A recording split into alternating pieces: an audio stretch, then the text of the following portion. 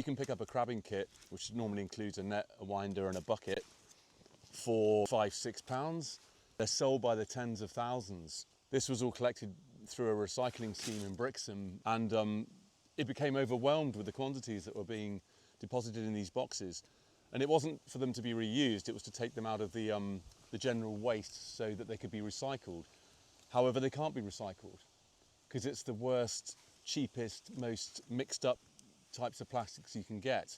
As the UV gets to it, and it's made very cheaply, so there's no UV filters in it, you can see it starts off quite vibrantly coloured, then it goes much lighter coloured, and then the material literally powders away in your fingers into like nanoplastics, i.e. plastics that are airborne, they're so tiny. Other plastics, the buckets for example, again just made incredibly cheaply because basically they're considered single use. Look at the way the UV breaks down this bucket plastic, it's astonishing.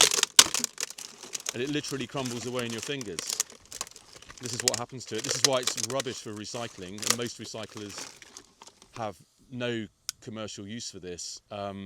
It literally is a single-use waste product. So what do we do? Because everybody loves crabbing and it is a good thing to do. So there are alternatives. You do have to spend a few more pounds though, like most of the good alternatives to anything really. Like this is an example of it's actually a homemade set, but it really does the job. So you've got a piece of driftwood found on a beach, fashioned into a nice comfortable handle. It's got natural twine, so completely biodegradable, natural. A basket, which I would admit to having got from Amazon possibly, but it's made from bamboo. So again, it's one material, it's completely biodegradable. We've got a nice pebble as a weight in there. To bait a crab line, you normally use a piece of cheap bacon wrapped in plastic from the local supermarket.